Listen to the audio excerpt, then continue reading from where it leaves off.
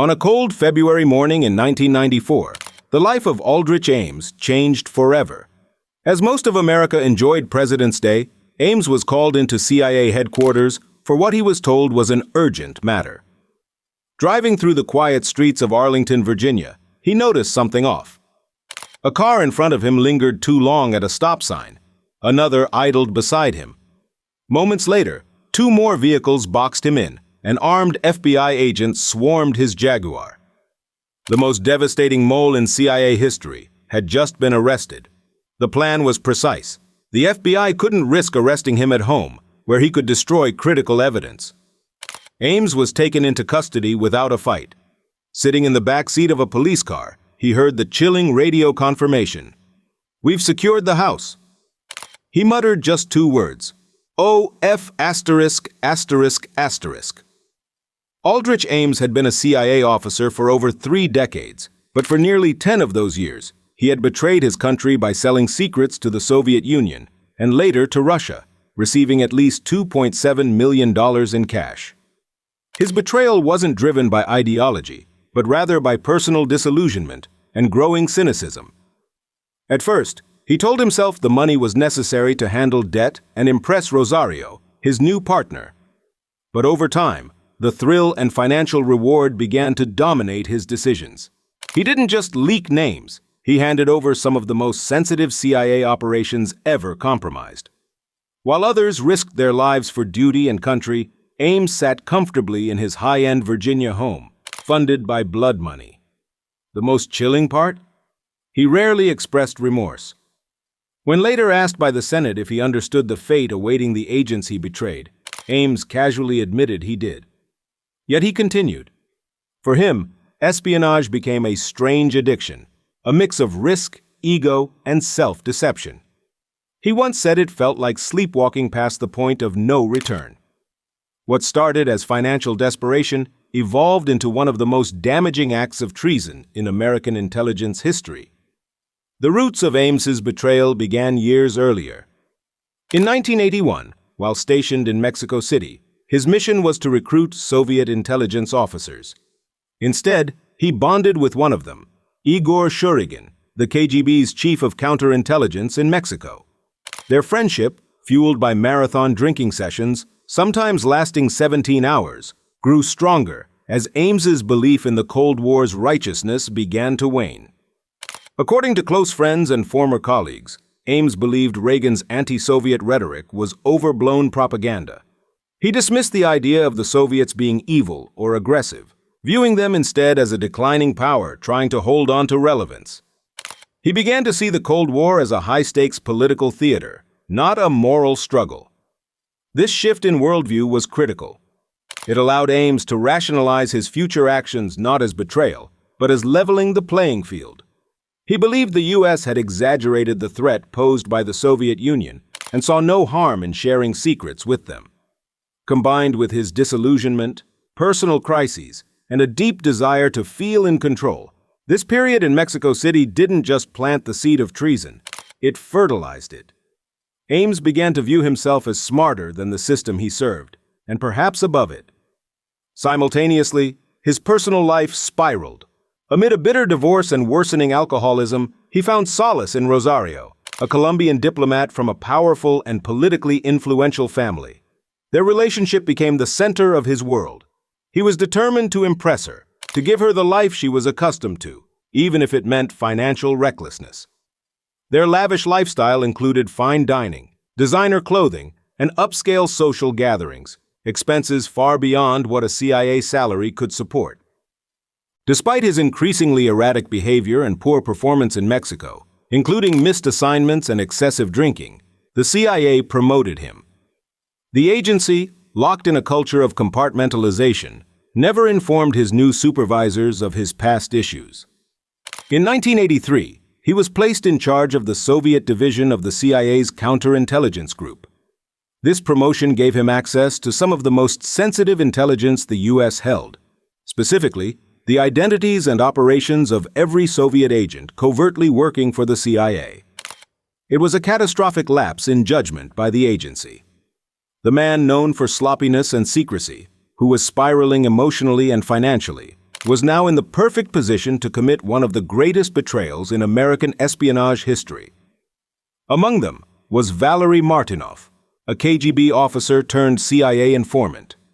Martinoff wasn't driven by money, but by the thrill of espionage. He exposed Soviet operations, technical plans, and personnel. Then there was Sergei Motorin, blackmailed by the FBI after being caught with a prostitute. He revealed the names of KGB operatives in the U.S. Most valuable of all was General Dmitry Polyakov, a GRU officer who had worked with U.S. intelligence for 2 decades. He passed on missile strategies, biological warfare secrets, and the identities of Soviet spies within the U.S. military. Ames had access to all their names, and in 1985, he delivered them to the KGB. That year, he walked into the Soviet embassy in Washington, D.C., without an appointment, without backup, and without hesitation. He approached the guard at the gate and handed him a sealed envelope addressed to the KGB chief in the U.S. inside. That envelope was a letter, carefully written and chilling in its content. It identified Soviet operatives who were covertly working for the CIA, many of whom had placed their trust and lives in the hands of the American government. In return for this betrayal, Ames requested $50,000. He knew exactly what he was doing, and he also knew the potential consequences, both for himself and the agents he was exposing. Days later, he met KGB officer Sergei Chuvakin for lunch at a restaurant in Washington. The meeting appeared routine to the public, just 2 men sharing a meal. But during that lunch, Chuvakin discreetly handed Ames a brown paper bag containing the promised $50,000. It was a staggering amount, especially for a first exchange. For Ames, it wasn't just a transaction, it was a turning point. He crossed a line that day, not in haste or confusion, but with clarity and purpose. That moment didn't just begin a string of betrayals. It marked the start of one of the most damaging espionage careers in American history. From there, Ames continued passing along secrets at an alarming pace.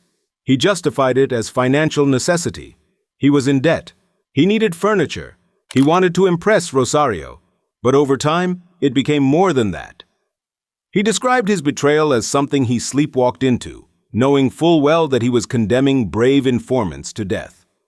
In one instance, Ames handed over documents identifying both Martinoff and Motorin.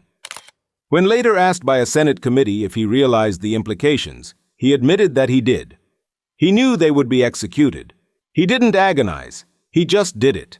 And yet, despite the growing number of compromised agents, the CIA remained blind.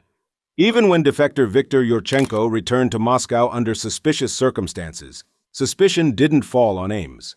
In fact, he continued climbing the ranks. In 1986, he was assigned to Rome. Before departure, he took a polygraph test, which he passed with the help of KGB coaching. In Rome, Ames lived lavishly.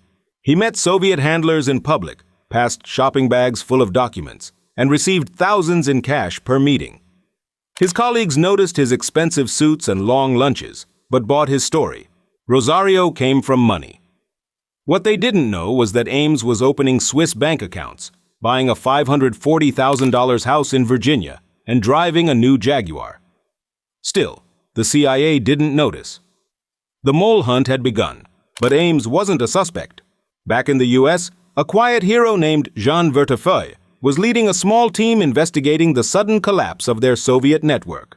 She was methodical, experienced, and relentless. Alongside Sandy Grimes and Dan Payne, she began putting the pieces together. In 1990, a CIA employee flagged Ames's unexplained wealth. Dan Payne wrote a memo, urging an investigation, but the CIA was distracted by the Iran-Contra scandal. Ames continued to spy. It wasn't until 1992, when Sandy Grimes cross-referenced Ames's bank deposits with his meetings with Chuvakin, that the breakthrough finally came. The FBI was brought in. Surveillance began. Ames's office was searched, and top-secret documents unrelated to his assignment were found. Despite passing another polygraph, thanks again to poor questioning, his behavior didn't go unnoticed. Agents tracked his movements, rummaged through his trash, and even planted bugs in his home. They discovered everything: his dead drop sites, his chalk signals on mailboxes, and his conversations with Rosario. She was complicit. She not only knew of his espionage activities, but actively participated in concealing the funds and helping manage his covert communications. In recorded conversations, she was heard advising him on how to avoid suspicion and even questioned if he had executed the plan cleanly. When he planned to meet the Russians in Bogota, the FBI knew they had to move fast. Surveillance footage confirmed his preparations for international travel, and agents feared he would disappear permanently, potentially defecting with his family. They couldn't risk losing him to defection or letting him hand over more secrets. And so on February 21, 1994, they arrested him.